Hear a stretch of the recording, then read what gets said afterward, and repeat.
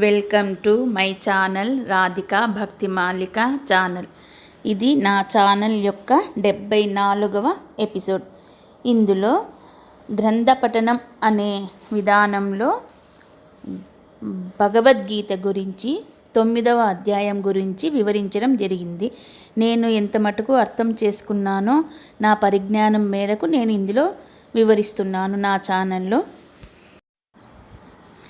ఇలా నా ఛానల్లో ఏర్పాటు చేయడం వల్ల భగవద్గీతను మరలా చదవడము, కొత్త విషయాలు తెలుసుకోవడము, అర్థం అవడము జరుగుతూ ఉంది. అందుకే నాకు ఇంట్రెస్ట్ ఏర్పడింది బాగా. ఇందులో తప్పకుండా భగవద్గీత గురించి బాగా పూర్తిగా వివరించాలి అన్న ఇంట్రెస్ట్ ఏర్పడింది. ఇది గీతా మకరందం అని ఉంది కదా, అందులో నుంచి నేను కాస్త వివరంగా తెలుసుకొని నా ఛానల్లో ఏర్పాటు చేస్తున్నాను. గీతా మకరందం అనే ఈ పుస్తకము గోరఖ్పూర్ వారిచే ప్రింట్ అయినదనమాట. ఇది నేను కొని చాలా ఏళ్ళైంది, కానీ అప్పుడప్పుడు చదువుతూ ఉంటాను. చదివినప్పుడల్లా కొత్త విషయాలు అర్థమవుతూ ఉంటాయి.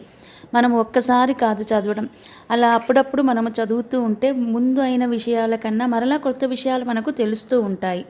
కావున భగవద్గీత ప్రతి ఒక్కరూ చదవాలి. ఇది భక్తి పరంగా కాదు, జ్ఞానపరంగా కూడా తెలుసుకోవాలి. కేవలం భక్తి కోసం చదవడం కాదు, మనము భగవంతుని యొక్క జ్ఞానము, ప్రకృతి యొక్క జ్ఞానము, భగవంతుని తత్వం ఏమిటి, ఇవన్నీ ఇందులో బాగా అర్థమవుతాయన్నమాట.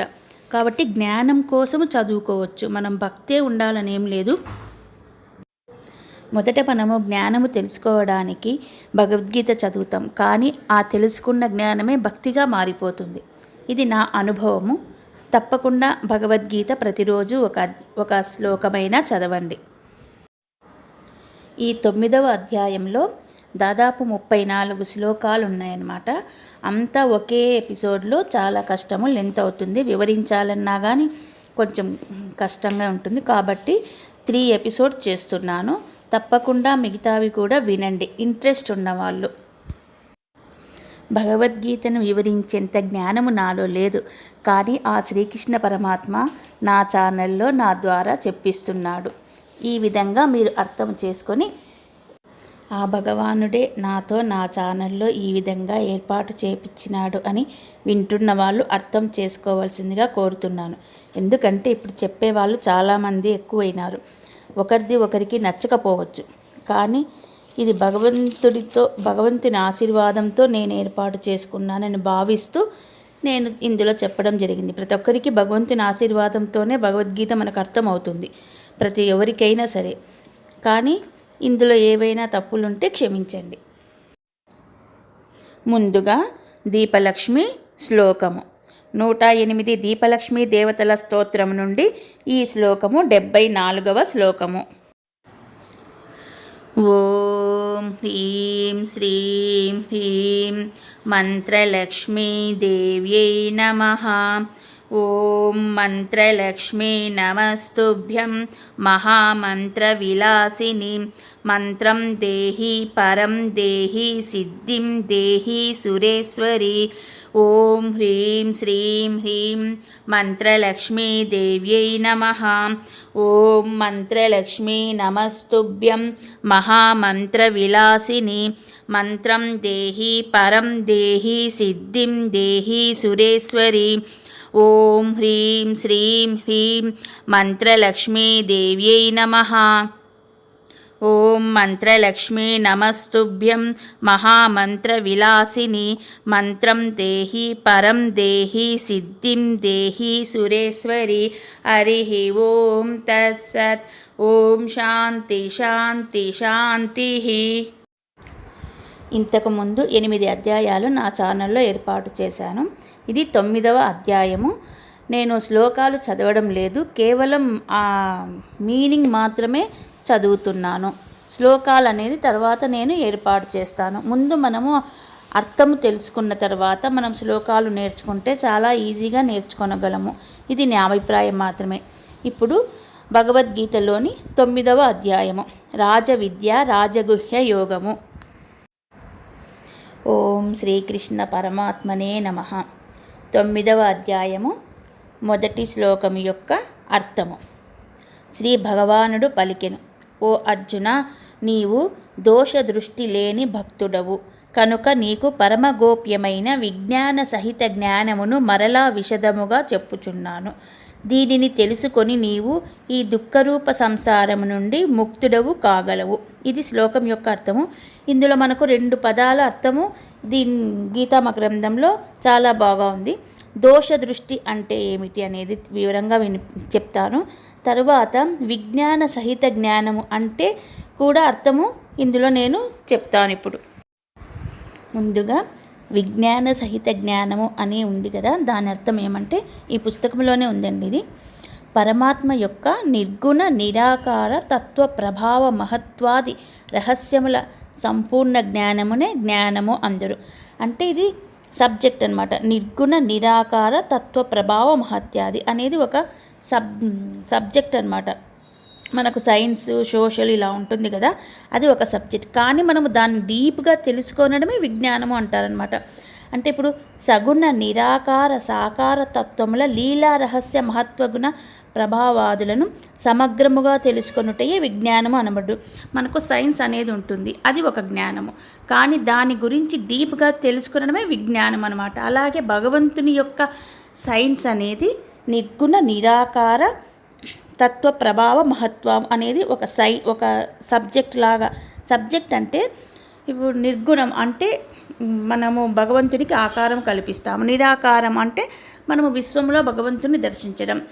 తర్వాత తత్వ ప్రభావ మహత్వం అంటే భగవంతుని యొక్క గుణగణాలు ఏంటివి, వాటి వల్ల వాటిని భగవంతుని ఎలా దాల్చి ప్రపంచంలో అవతరిస్తున్నాడు, ఇటువంటి లీలా రహస్యాలన్నీ తెలుసుకున్నాం. ఒక సబ్జెక్ట్ అన్నమాట ఇది.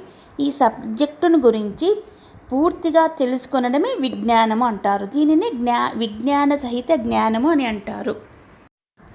నెక్స్ట్ ఇంకొకటి, అర్జున నీవు దోషదృష్టి లేని భక్తుడవు అన్నాడు. అంటే దాని అర్థము కూడా బాగా ఇందులో వివరించినారు. అదే ఉన్నట్లు చదువుతున్నాను, బాగా వినండి. గుణవంతుల గుణములను గుర్తింపకుండుట, గుణముల యందు దోషములు చూచుట, వారిని నిందించుట, అట్లే వారిపై దోషారోపణములను చేయుట మొదలగునవి అసూయా లక్షణములు. అసూయా లక్షణములు గుణవంతుల గుణములను గుర్తింపకుండుట, గుణముల యందు దోషములను చూచుట, వారిని నిందించుట, అట్లే వారిపై దోషారోపణములను చేయుట. అంటే మనకు తెలియకుండానే ఊరికి ఆరోపణలు చేస్తూ ఉంటాం మనకు నచ్చని వారి మీద. అది మొదలగునవి అసూయా లక్షణములు. ఇట్టి అసూయా దోషములు స్వాభావికముగా ఏమాత్రము లేని వానిని అనసూయు అని అందురు. భగవంతుని యందు శ్రద్ధ కలిగి అసూయా దోషరహితుడైన వాడే ఈ అధ్యాయమునందలి ఉపదేశమునకు పాత్రుడని తెలుపుటకే అర్జునుని అనసూయు అని పేర్కొనెను. అంటే ఈ సంస్కృత శ్లోకంలో అనసూయు అనే పదం వచ్చింది. దాని పూర్తి మీనింగ్ దోషదృష్టి లేనివాడు అని అర్థము. దోషదృష్టి లేనివాడు అంటే ఇదంతా అర్థం ఉంది. ఇప్పుడు దీనికి వ్యతిరేకముగా భగవంతుని ఎడ దోషదృష్టి కలిగి శ్రద్ధాలువు కానివాడు ఈ గుణవంతుని గుణములలో దోషములను వెదకనివాడు, పరుల స్వల్ప గుణములను సైతము ప్రశంసించువాడు, ఇతరుల దోషములను చూచి ఆనందింపనివాడు అగునట్టి మనుష్యుని స్వభావమును అనసూయ అంటురు. అంటే దోషదృష్టి లేనివాడు అని అంటురు. ఇందులో దోషదృష్టి ఉన్నవాని గురించి, దోషదృష్టి లేనివాని గురించి పూర్తిగా వివరించినాను. బాగా వినండి, అర్థమవుతుంది. నాకు అర్థమైన వరకు నేను వివరించగలిగినాను. అర్జునుడు అంతటి గొప్పవాడు కాబట్టే శ్రీకృష్ణ పరమాత్మ అతనికి ఈ భగవద్గీత బోధించినాడు. ఈ శ్లోకంలో అర్థం ఉంది చూడండి. ఇదే, ఓ అర్జున నీవు దోషదృష్టి లేని భక్తుడు. అంటే ఈ దోషదృష్టి అనే గుణాలు ఎలా ఉంటాయనేవి ఇందులో వివరించినాను కదా. ఇంతటి గొప్ప భక్తుడు కాబట్టే ఆయనకు ఈ భగవద్గీత వివరించినాడు. నేను ఎందుకు ఇది ఇంత డీప్గా చెప్తున్నానంటే, మనము ప్రతి వారిలో ఒక దోషగుణాన్ని తప్పకుండా మనం ఎంచుతాం. అంటే వాళ్ళు మంచి వాళ్ళు కావచ్చు, చెడు వాళ్ళు కావచ్చు. తప్పకుండా మనము ఆటోమేటిక్గా మానవ స్వభావం అలా ఉంటుంది. తప్పకుండా ఏదో ఒకటి వాళ్ళలో ఉన్న లోపాన్ని మనము టక్కున అనడం కానీ గ్రహించడం కానీ చేస్తాము. మొదట మనము భక్తిలో మాత్రం ఈ పద్ధతి తప్పక మానుకోవాలి. మనము తప్పకుండా మానవ స్వభావం కాబట్టి తప్పకుండా ప్రతి ఒక్కరూ చేస్తాము. నేను చేస్తాను, చాలామంది చేస్తారు. కానీ ఈ శ్లోకం వల్ల మనం నేర్చుకునేది ఏమంటే, ఎవ్వరిలో నువ్వు లోపాలు ఎంచకూడదు, మంచివారిలో కానీ చెడువారిలో కానీ నువ్వు ఎటువంటి లోపాలు ఎంచకూడదు అనేది ఈ శ్లోకం గురించి మనం నేర్చుకున్న విషయము. ఈ లోపాలు ఎంచడం అనేది సాధనకు చాలా అడ్డు అన్నమాట మనకు. ఇది నాకు అనుభవంతో చెప్తున్నాను. సాధనకు ఇలాంటి మనస్సు చాలా అడ్డు తగులుతుంది. ఇప్పుడు 2వ శ్లోకము. ఈ విజ్ఞాన సహిత జ్ఞానము అంటే నిర్గుణ సగుణ పరమాత్మ తత్వజ్ఞానము. దీనిని విజ్ఞాన సహిత జ్ఞానము అంటారు. ఇది అన్ని విద్యలకును తలమానికము, సమస్త గోప్య విషయములకును శిరోభూషణము. ఇలా గోప్య విషయం అని ఎందుకు అంటున్నామంటే, ఇవి మనము చాలా జ్ఞాన దృష్టితో తెలుసుకుంటేనే అర్థమవుతాయి. పైకి మామూలుగా అక్షరాల సహితంగా మనము నేర్చుకునేది వేరు, డీప్గా అనుభవ జ్ఞానంతో నేర్చుకునేది వేరు. ఇందులో ఇటువంటి వివరణ చాలా ఉంటుంది. అందుకు ఇది శిరోభూషణము అని అన్నారు. అతి పవిత్రము, ఉత్తమోత్తమము, ప్రత్యక్ష ఫలదాయకము అంటే మనం అనుభవ జ్ఞానముతో వెంటనే మనకు అనుభవం అయ్యేదనమాట. నేర్చుకున్నప్పుడు మన గుణాలు మారుతూ ఉంటాయి. దాని గురించి మరలా వివరంగా ప్రత్యక్ష ఫలదాయకం అన్న దాని గురించి తర్వాత చెప్తాను. ధర్మయుక్తము, సాధన చేయుటకు మిక్కిలి సుగమము, శాశ్వతము. ప్రత్యక్ష ఫలదాయకం అంటే ఈ పుస్తకంలో ఉన్నట్టు చదువుతున్నానండి. విజ్ఞాన సహితమైన ఈ జ్ఞానం యొక్క ఫలము శ్రాద్ధాది కర్మల ఫలము వలె అదృష్టము కాదు. సాధకుడు తన సాధన యందు ముందుకు సాగుచున్న కొలదియు అతని దుర్గుణములు, దురాచారములు, దుఃఖములు అన్నీయు నశించును. అతనికి పరమశాంతి, పరమసుఖముల ప్రత్యక్షానుభవము కలుగును. సంపూర్ణముగా దీనిని అంటే విజ్ఞాన సహిత జ్ఞానమును పొందినవాడు వెంటనే పరమసుఖశాంతులకు నిధానము, పరమ ప్రేమాస్పదుడు, పరమ దయాళువు, అందరికీ సుహృదుడైన భగవానుని ప్రత్యక్షముగా పొందును. కనుక దీనిని ప్రత్యక్షావగమం అని పేర్కొనుట జరిగినది. ఈ గీతా మకరందంలో మనకు శ్లోకానికి అర్థం ఉంటుంది. దానికి ముందు ఏమంటుందంటే ఈ అర్థంలో ఏమి వివరించినాడు అనేది కూడా ఉందన్నమాట. అంటే 3వ శ్లోకం యొక్క అర్థంలో ఏముందన్నది మనకు ముందే చెప్తాడనమాట. అది 3వ శ్లోకంలో ఏముండబోతుందన్నది చెప్తున్నా. విజ్ఞాన సహిత జ్ఞానమునకు ఇంతటి మహత్వము ఉన్నప్పుడు సాధకునకు కూడా అది సులభముగానే ఉన్నప్పుడు మనుష్యులు అందరూ దాన్ని ఏల ఆచరింపరు అను సందేహమునకు సమాధానముగా అశ్రద్ధయే దీనికి కారణమని తెలుపుచు శ్రద్ధ లేని వారిని భగవానుడు నిందించుచున్నాడు. ఇది తాత్పర్యానికి ముందు ఈ విధంగా ఉంటుంది. దాని తర్వాత మళ్ళీ తాత్పర్యం వివరిస్తారు. ఇప్పుడు 3వ శ్లోకం యొక్క అర్థము. ఓ పరంతప, ఈ ధర్మ మార్గమునందు విశ్వాసము లేని పురుషులు నన్ను పొందజాలరు. కనుక వారు మృత్యురూప సంసార చక్రమున పరిభ్రమించుచుందురు. మళ్ళా దీని గురించి ఇంకా డీప్గా ఉంటుందండి, అది కూడా చదువుతున్నాను. భగవానుని స్వరూప ప్రభావ గుణ మహత్వములను తత్ప్రాప్తికై తెలుపబడిన ఉపాయములను అనకే మనము భగవంతుని సాధనతో ఎలా తెలుసుకోవాలి అనే విషయాలు కొందరు ప్రవర్తకులు ప్రచారకులు చెప్తూ ఉంటారు కదా. వాటి విషయములు, వాటి ఫలములను సత్యములని భావింపకుండుట ప్రవచనాలలో చెప్తుంటారు కదా పెద్దవారు. వాటిని మనము కామెంట్ చేయడం అనమాట. అటువంటివి సత్యములని భావింపకుండుట, వాటి ఎడ నిరాదరణ, విరుద్ధ భావనలను కలిగియుండుట, అవి కేవలము జనాకర్షణ వచనములని తలంచుట, మొన్నగు విశ్వాస విరుద్ధ భావనలు కలిగియుండుటి దాని యందు శ్రద్ధ లేకుండుట అందురు.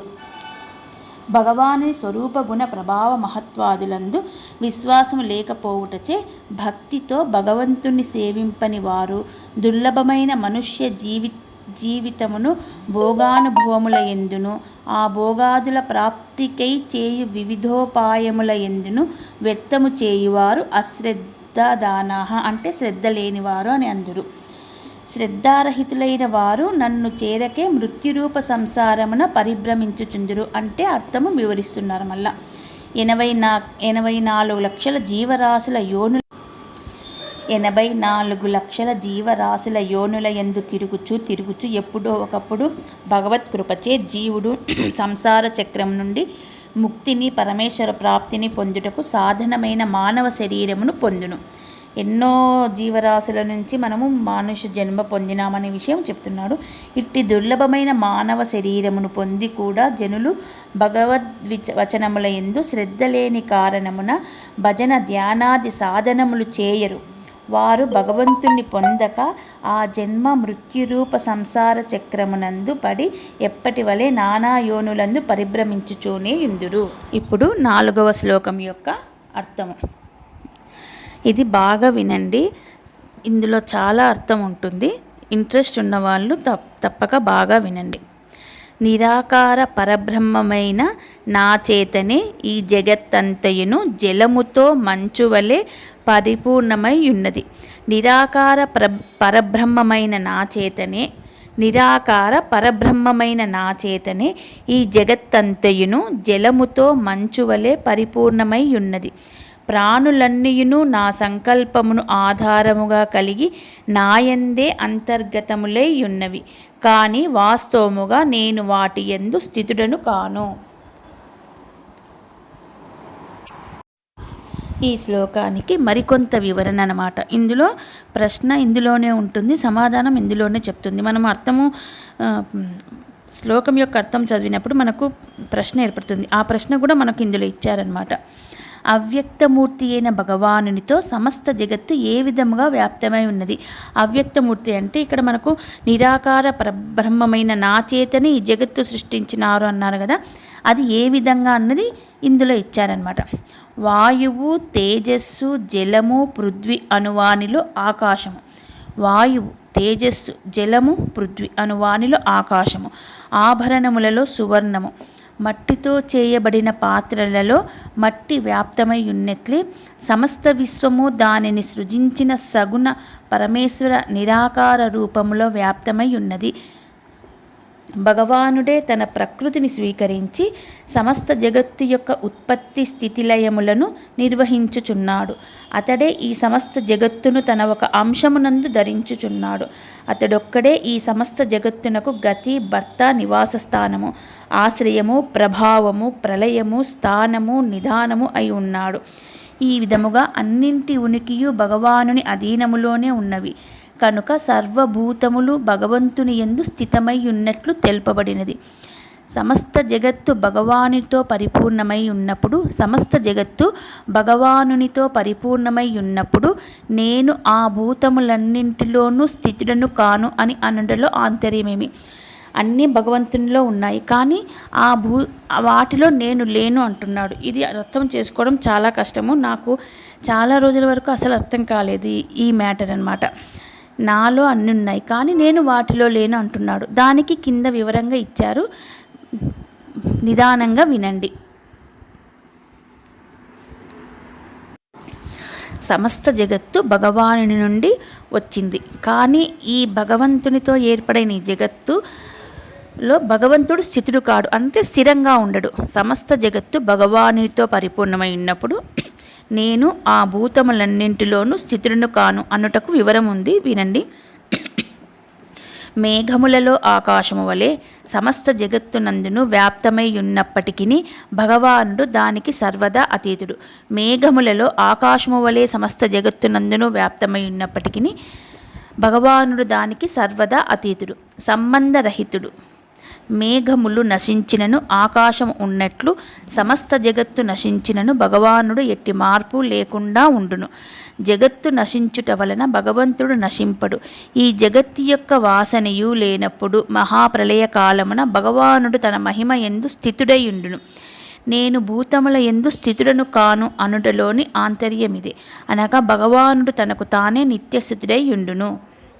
నేను ఆ ప్రాణులలో స్థితుడనై లేను అను వాక్యమునకు ఈ క్రింది విధముగా అర్థము చెప్పారనమాట. ఇంకో రకంగా స్వప్నములోని జీవులు మరియు పదార్థములు స్వప్నద్రష్టయైన పురుషుని యందు ఉన్నను, ఆ పురుషుడు వాటి లోపల పరిమితుడై స్థితుడై లేడు. బాగా వినండి.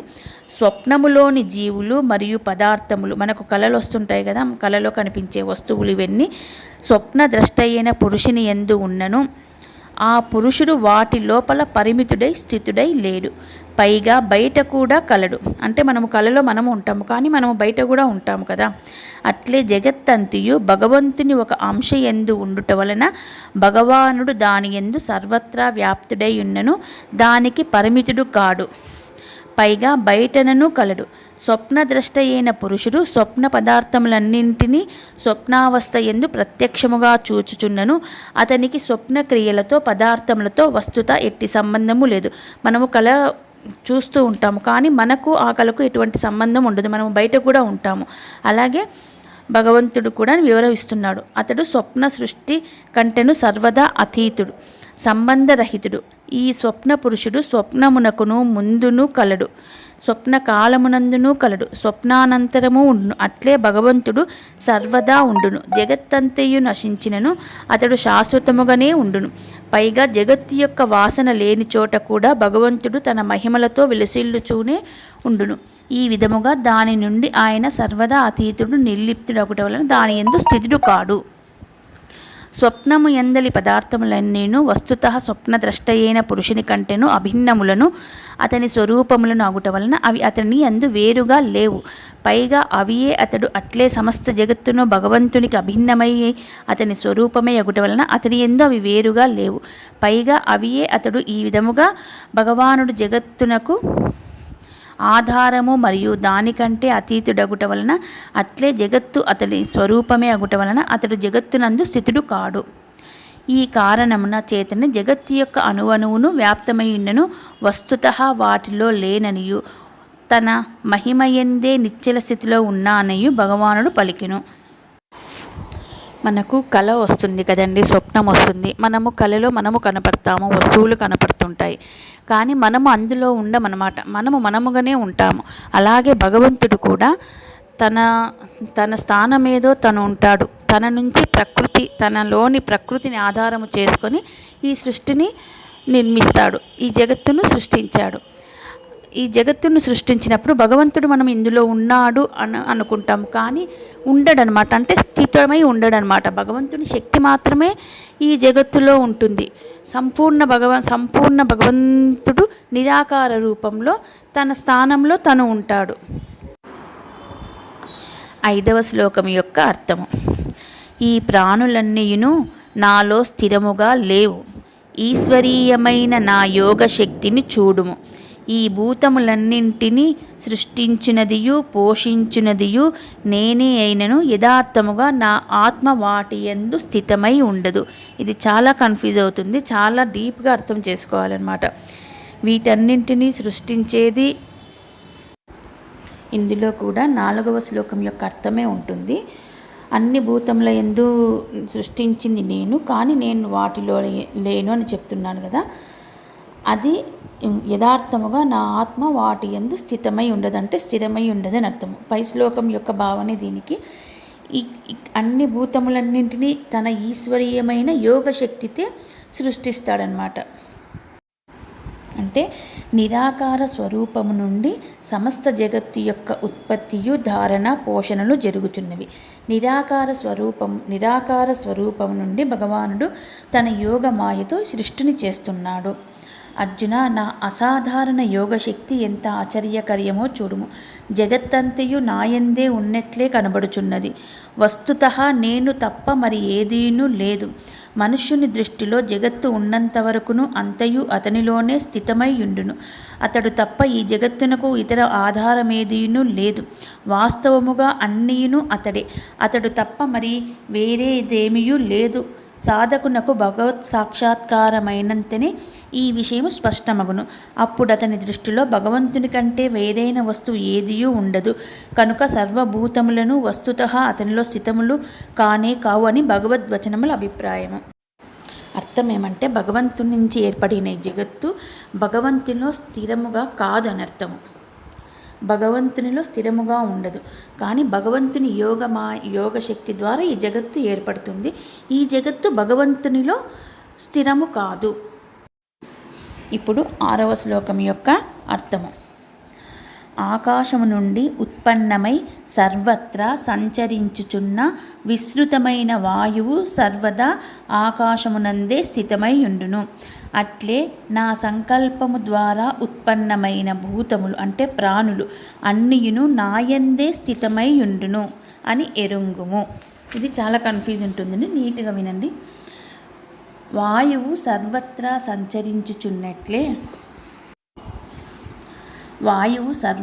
సంచరించునట్లే భూతములన్నీను నానాయోనులలో పరిభ్రమించుచుండును.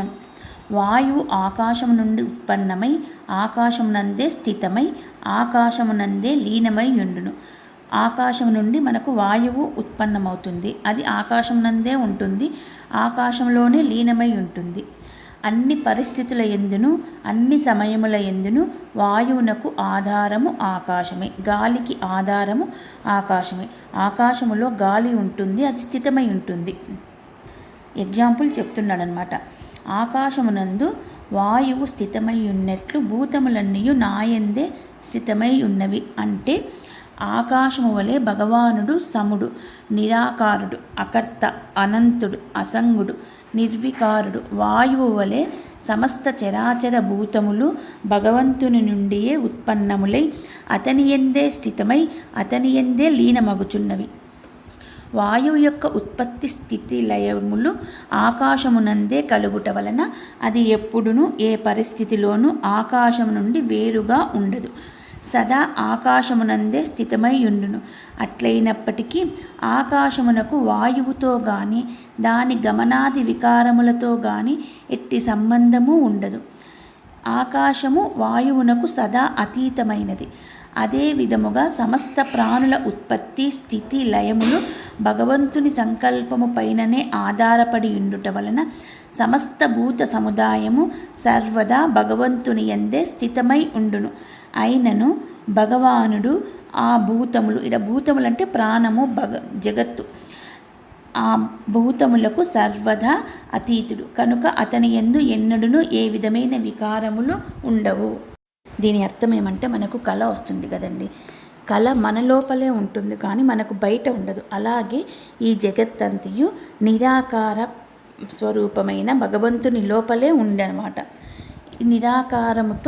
నిరాకార భగవత్తత్వము ఈ జగత్తును సృష్టించింది. ఇదంతా భగవంతుని లోపలే ఉంది, భగవంతునికి బయట లేదు అని చెప్తున్నారు.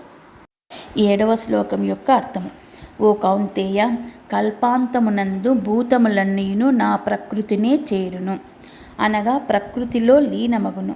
కల్పాది యందు నేను మరలా వాటిని సృజించుచుండును. దీనికి ఈ కల్పం అనేది బ్రహ్మ యొక్క పగటి కాలం అనేది ఇందులో వివరంగా ఉంది. ఇది నేను ఈ అధ్యాయము తర్వాత చివరిలో చెప్తాను. 8వ శ్లోకం యొక్క అర్థం.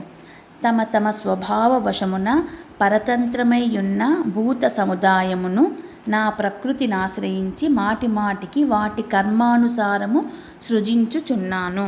ఇక్కడ ప్రకృతి అనే విషయం వచ్చింది, అది 2 రకాలుగా వర్ణించినారు. అది తర్వాత ఈ అధ్యాయం తర్వాత నేను వివరంగా చెప్తాను. 8వ అధ్యాయం యొక్క మీనింగ్ మరొకసారి చదువుతున్నా. తమ తమ స్వభావ వశమున పరతంత్రమేయున్న భూత సముదాయమును నా ప్రకృతిని ఆశ్రయించి మాటి మాటికి వాటి కర్మానుసారము సృజించుచున్నాను. ఈడ మన ప్రకృతి అనేది ఒకటి ఉంటుంది, మన గుణము వలన ఏర్పడిన స్వభావం యొక్క ప్రకృతి ఒకటి ఉంటుంది, భగవంతుని యొక్క ప్రకృతి మరొకటి. దీని వివరణ నేను తర్వాత చెప్తాను.